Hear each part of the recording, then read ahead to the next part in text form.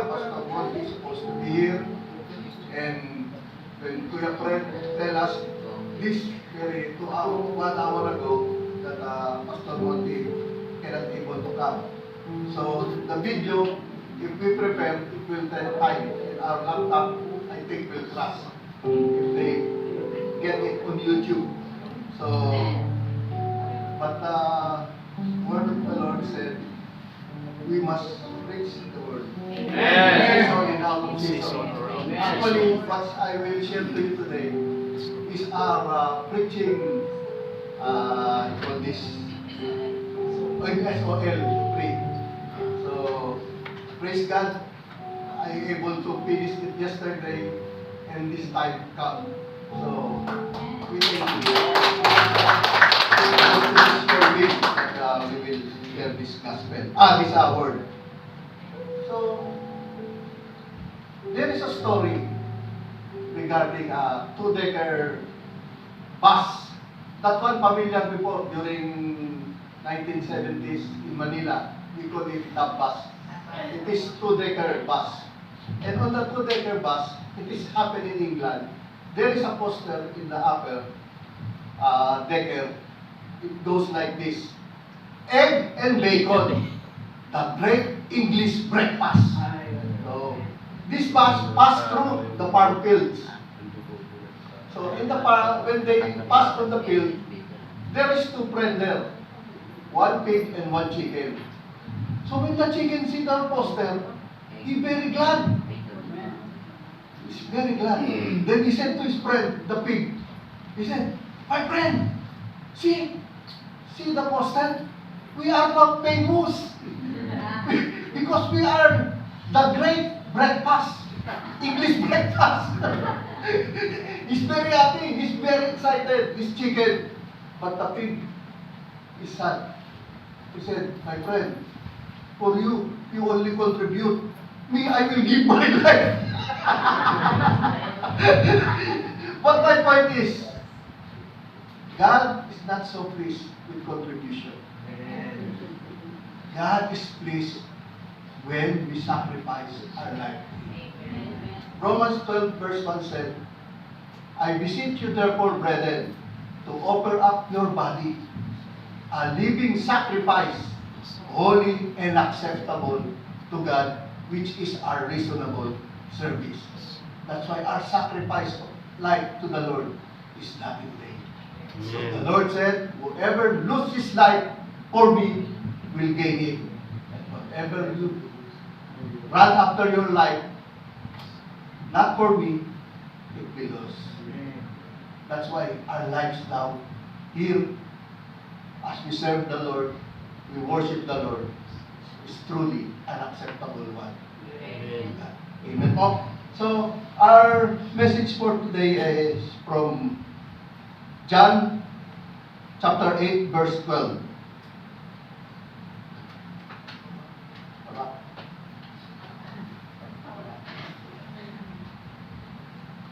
Sorry. I'm so familiar.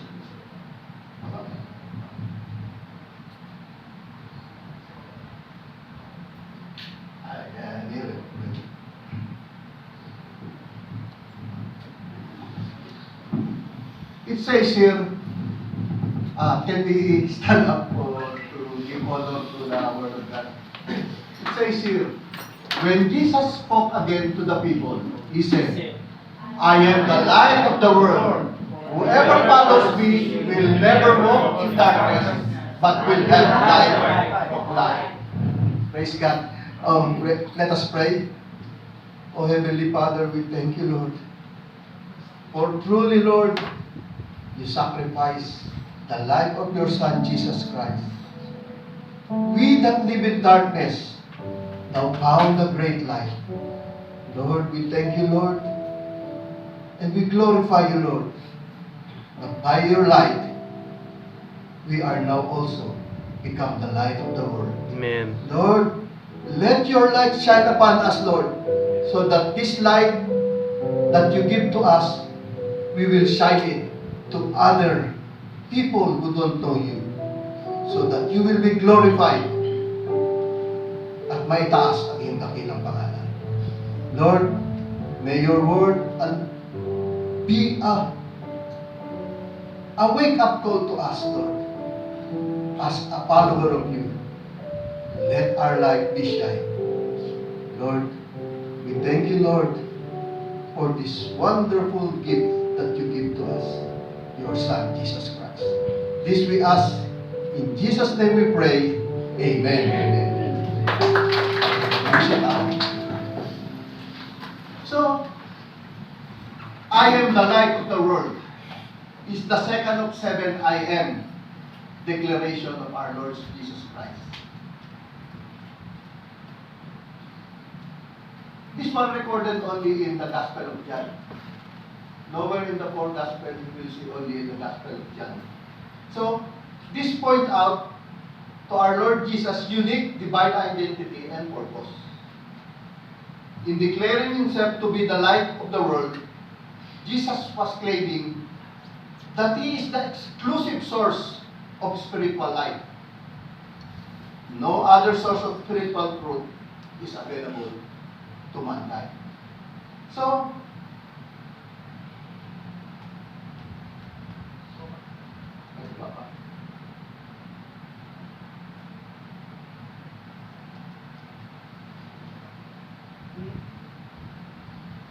there are 2 types of light in the world.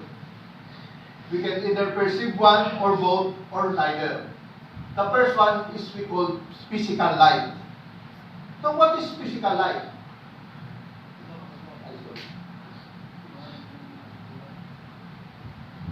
It says here, by definition, electromagnetic radiation visible to the human eyes.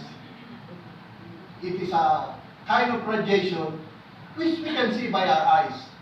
Second, this physical light provides energy for plant life, regulates biological rhythms, and influences mood and energy levels. That's why sometimes this mood of a woman is related to moon, the night of the moon. If the moon is a full moon, sometimes he said, oh. So this light affects us. So, but it provides energy for life. So it also regulates influences, mood, and energy levels. Sometimes you're very sad. Oh, because sometimes it's full moon. That's why Muslim religion also, they look at the moon because it radiates light coming from the sun. So, next, it is detectable by the physical eyes. We can see the light. Example, sunlight that allows plants to grow and people to see. So this is physical light. So when we are born into the world, we perceive physical light. We understand, we know this physical light because we can see it. So, and by it we learn of our Creator's handiwork in the things we see. So without light, we cannot see, we cannot fathom this wonderful creation of God. So it is most visible when there is light. So, physical light is necessary for physical life. So without light, many will die, especially plants. Even us, without light, will become gloomy also. So, the earth would certainly change very rapidly if there were no longer any sunlight. So, without sunlight, earth will change rapidly, will degrade. So, a forest full of trees with very thick canopies of foliage, high above, has very little plant light on the ground, except for moss or lichen. So, in the forest, where the light cannot penetrate moss because of the too much blooming of the leaves of the tree, many light not exist. Only moss, yung lumot, tsaka yung mga damo-damong maliliit. So, and lichen need. They don't need. They need only little sunlight to be able to grow. But most of the plants, without sunlight, it will die. Because their food coming from the sunlight, what we call photosynthesis. So, plants will never move away from the light. They said to be positively phototropic. Means they are living because of light. So, drawn to the light. And by it, we learn of our Creator's handiwork in the things we see. So, because of this light, we're able to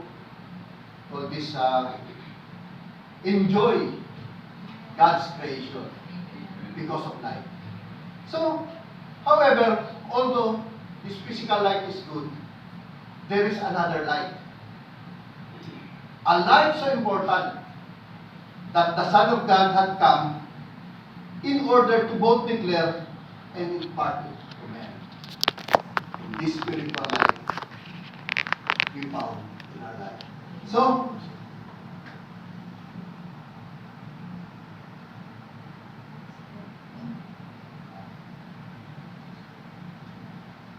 this is the definition of spiritual life. What is spiritual life?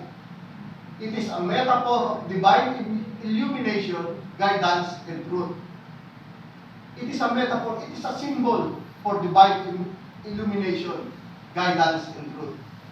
So, spiritual life guides moral choice, help one discern between right and wrong, and fosters spiritual growth. So this is the spiritual life. So it also says here, this one you cannot see by your physical life. That's why I say here, discern through faith and the spirit, not the physical eyes. It is much deeper than the physical life.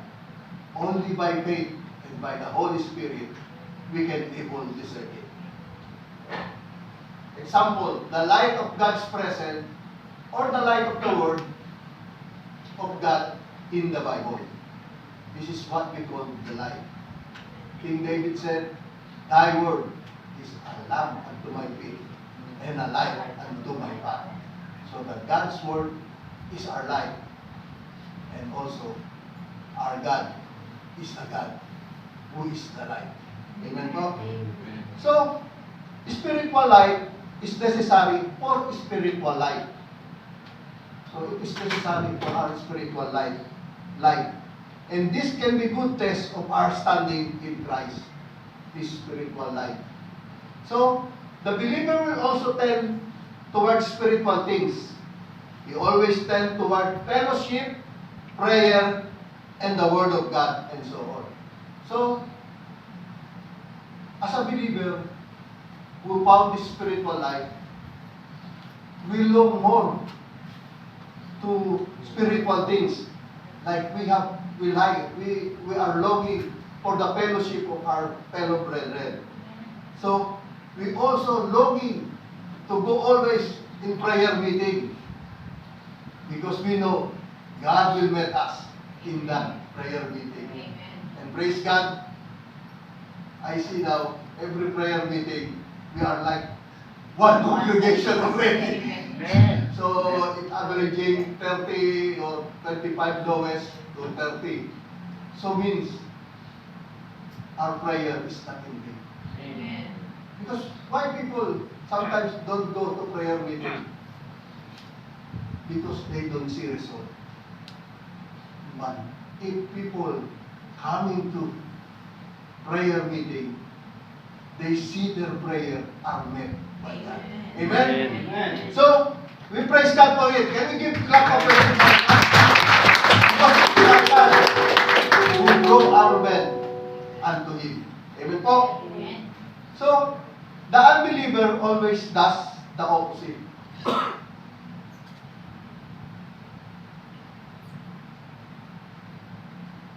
So, it says in John chapter 1, verse 5, the light shines in the darkness, and the darkness had not overcome it. So as a believer, they don't. But as a believer, we overcome it, this darkness. So, because light exposes his evil, and he hates the light, indeed no man can come into the true spiritual life of Jesus Christ unless he is enabled. It also says here in John 3, verses 19 to 20, this is the verdict. Light has come into the world, but people love darkness instead of light, because their deeds were evil. Everyone who does evil hates the light and will not come into the light, for fear that their deeds will be exposed. So if you are in darkness, of course you don't want light, because the evil which will be exposed. So,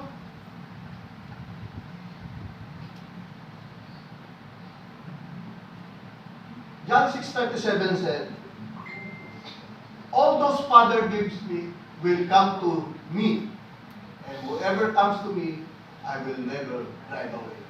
Can we give a clap over it for our God? Whoever comes to me, I will never drive away. Maaaring sa iba, ang pakit-pakit ko. Pero maaaring sa iba, ang baho naman yan eh. Pagpipyan. Amen. Because He loves you. He didn't see if you are ugly or not good, but to Him, you love. He loved you.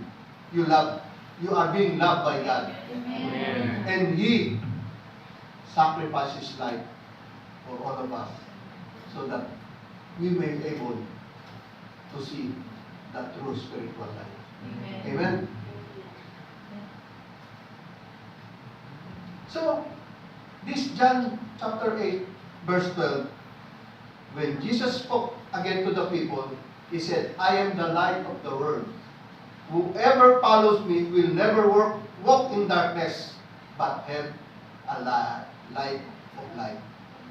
The metaphor used by the Lord in the verse speak of the light of His truth, the light of His word, the light of eternal life.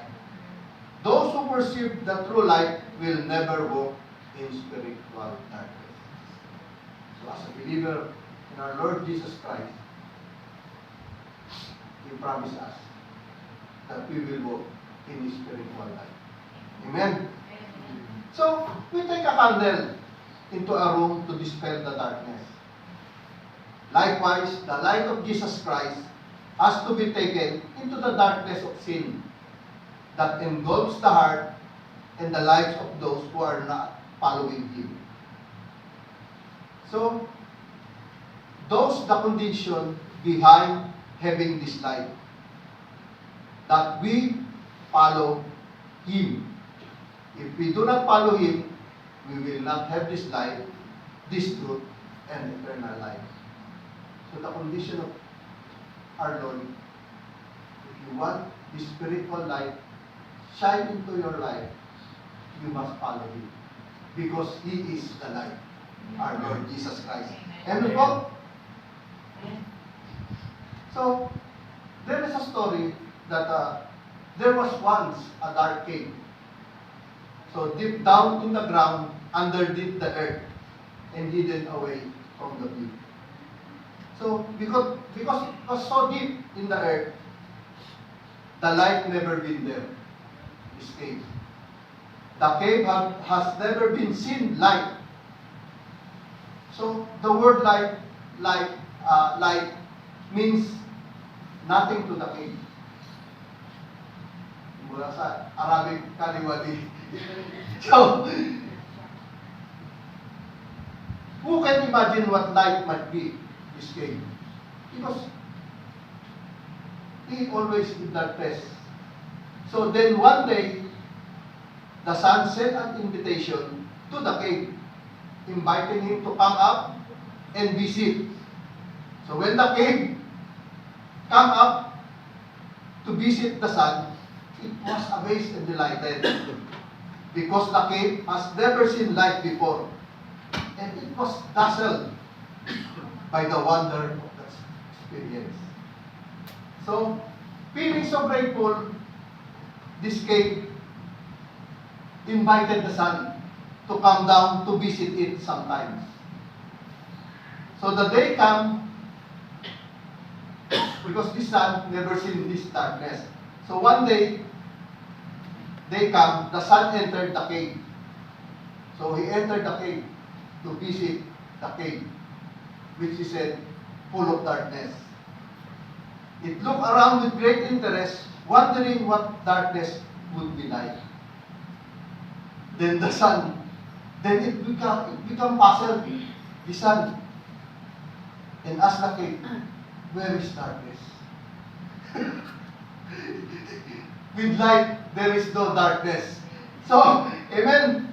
What it tells to us, God's light was promised to His chosen people. And these chosen people is us. Amen. Who believe and live for our Lord Jesus Christ. So, He will always be with them. As the Lord promised, the Lord always with us. Even to the end of ages, as the Lord says.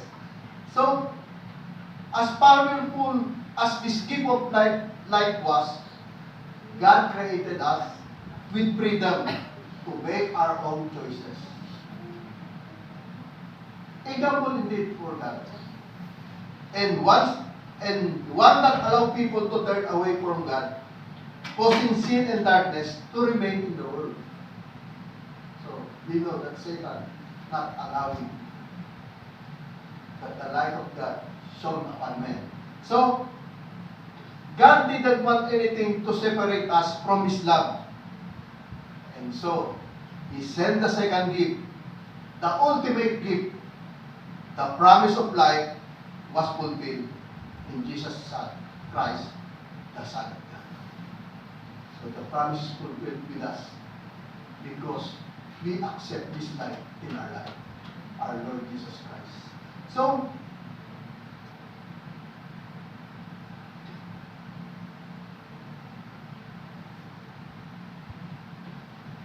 following Jesus is the condition of two promises in John 8:12. So if we follow Jesus, number one, His followers will never walk in darkness.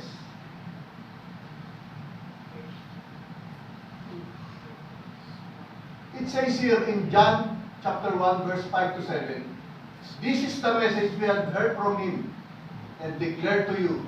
God is light. In Him there is no darkness at all.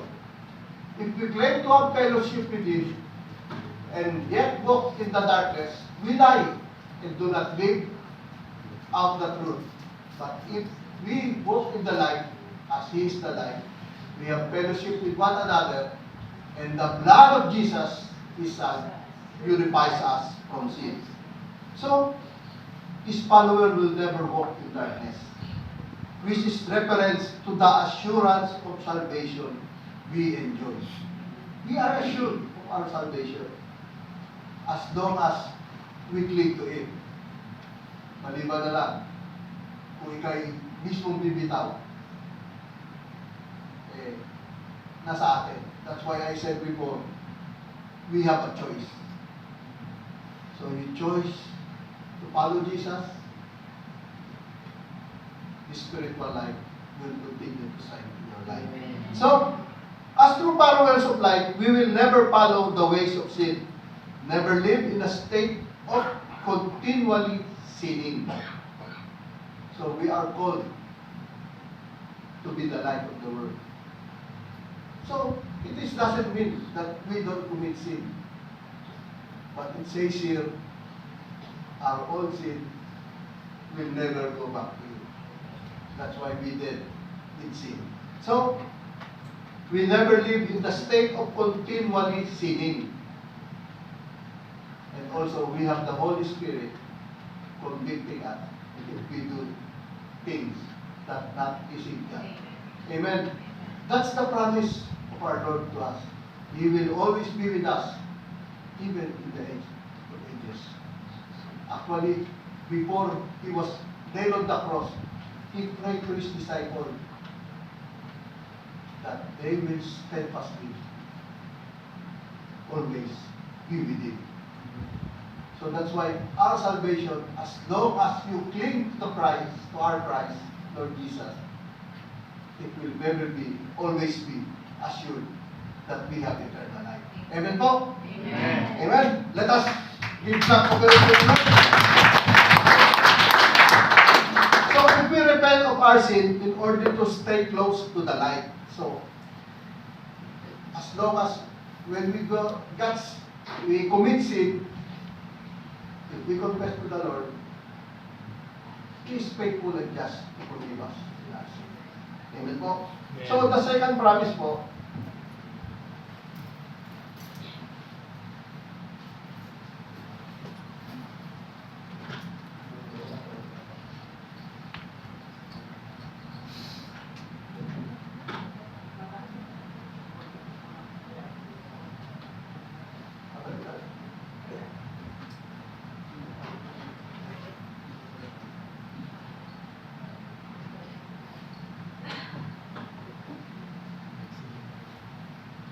the second promise that we have is the Lord Jesus will reflect the light of light. Amen po? Amen. Just as He came as the light of the world, He commands us to be lights too. Our Lord Jesus commands us to become a light. So it says in Matthew 5, verses 14 to 16, you are the light of the world. A town built on a hill cannot be hidden. Neither do people light a lamp and put it under bowl. Instead, they put it on its stand and gives light to everyone in the house. In the same way, let your light shine before others, that they may see your good deeds and glorify your Father in heaven. Amen po? Amen. This we see believers depicted as the light of the world. Just as moon has no light of its own, reflecting the light of the sun, so are believers to reflect the light of Christ, so that all can see in us. The light is evident to others. The good deeds we do in faith and through the power of the Holy Spirit. That's why mostly people, when they see us, they become attached to us. Because they see the light in us. That's why our Lord Jesus said, you are the light of the world. So when a person who is in darkness see the light, it's a nature of people, of human, to be attracted to light. Because this is the design that our God made to us. So, and this will happen through the power of the Holy Spirit. So that's why when we knew our Lord Jesus Christ, many of our old friends, they will tell, oh, you changed a lot. Even me before, when I knew the Lord, my mouth is full of bad words. Because I'm from Cavite City. Mostly, this Caviteño, they call always normal if we curse. We call this, every time we open our mouth, there is always this PI. So, but when I received Christ, and Christ lives in me, these bad words become normally gone. Because as the Word of God said, whenever anyone be in Christ, he is a new creation. All things has passed away, all things are becoming new. So, this is what to do when we are in Christ. And even some of my friends, they see the changes in me. and they asked me, what happened? I said, I don't know. Only I know this happened when I received Christ. So if you want changes happen in your life, accept Christ in your life. Amen po. So, there is a story that goes like this. One evening, a man took a small candle from a box and began to climb along winding stairway. Where we are going as the candle? We're going up higher than a house to show the ship the way to the harbor. So, isang parola to. Lighthouse. So, but no ship in the harbor could ever see my light, the candle said.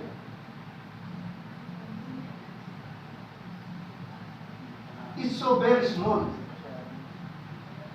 So, the man said, if your light is small, just keep on burning brightly and leave the rest to me. That's the man said. When they reached the top of the long stair, they came to a large lamp. So, there is another compartment for large lamp. Then he took the little candle and lit the lamp. Soon the large polished mirror behind the lamp sent beams of light across the miles of the sea. So they used this small light to burn a light, and this light reflect on the mirror, which the ship see. So what it means to us? We are God's candle. Our job is to keep on shining. The success of our work is in His hand. So even though how much you try, without moving of the Lord, all your work will be in vain. So our job is to keep on shining, keep on sharing, and the Lord will work for His glory. Amen. The success of a tiny candle or match can start a forest fire. The little flame of your good example can actually change the lives of others without you knowing it. So you didn't notice, but others notice it, and they also light change because your light that shines on them through our Lord Jesus Christ affects their lives. Amen po? So, be alive to them like the bigger light in the story that guided the ship to a safe harbor. So our life with Christ guided the ship, guided our friends, guided our loved ones, because the light of the world is with us, our Lord Jesus Christ. Amen po? Amen. The emphasis here is maintaining a credible and obvious witness in the world. A witness that shows us to be faithful, God-honoring, trustworthy, sincere, earnest, and honest in all that we do. Also, we should always be ready to give an account of the hope that we have for the gospel. So it says here, but in your hearts, revere Christ as Lord. Always be prepared to give an answer to everyone who asks you to give the reason for the hope that you have. But do this with gentleness and respect. So, our job is to share the word because we are the God witness. We can say we witness God because God, you experience God and it changed your life. So, we cannot force anybody when you share that they will receive Christ.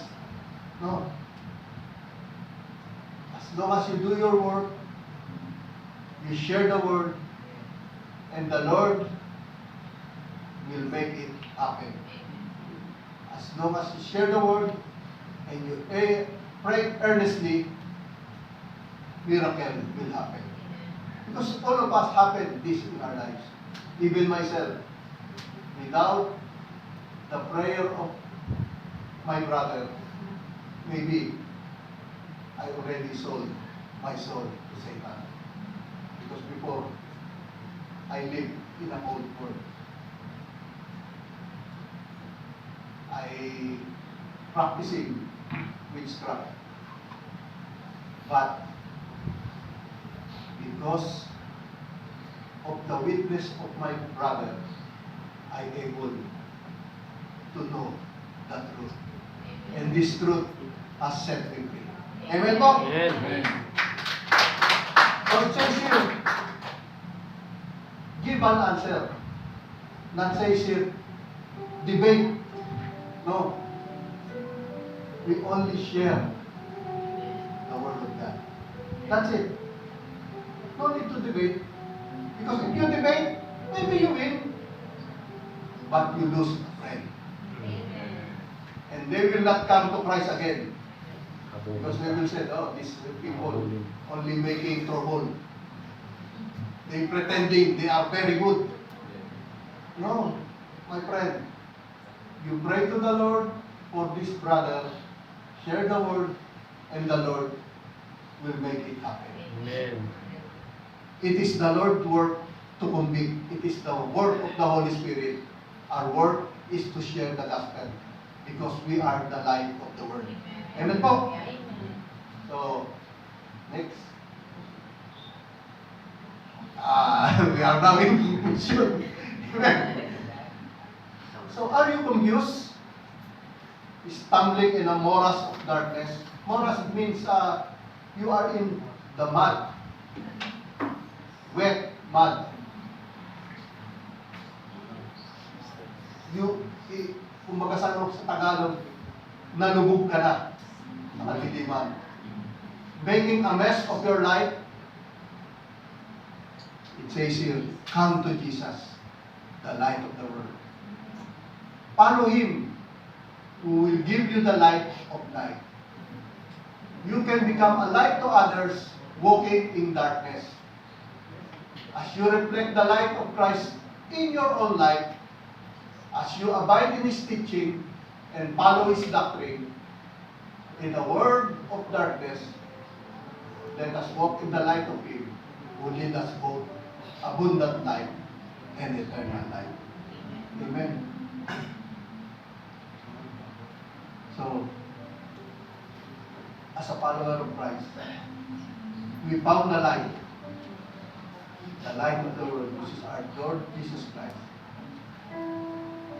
And the Lord command us, be the light of the world. Let us light shine brightly in the darkness of the world. Just as when the sun comes to the darkness of Cain, the darkness is gone. Your light too will change the darkness of other people to become light. So this is the Lord wants us. And the Lord, He says, I am the light of the world. This light passes unto us. And this is our responsibility as a Christian to do what the Lord commands us to do. And we do it not because of anything else. We love the Lord because of the blessings or because money or fame. We love the Lord because He first loved us. At alam mo, hindi kayo nagsisi sa ginawa ng desisyon sa atin. Kaya ang pamanghikan ngayon ng ating Diyos, ng ating Panginoon Jesus, be the light of the world. Shall we pray? Oh Heavenly Father, we thank you, Lord, for sending your Son, your ultimate gift, the light of the world. Lord, we pray, Lord, that you help us, Lord, to do your command, that we will become the light of the world. Father, we glorify you. We honor you. Lord, let your word saturate in our hearts so that we can do always your will, your good and pleasant will happen in our lives. and our lives become a fragrant offering unto thy presence. Lord, we glorify you. We thank you, Lord. This we ask. In Jesus' name we pray. Amen. Amen.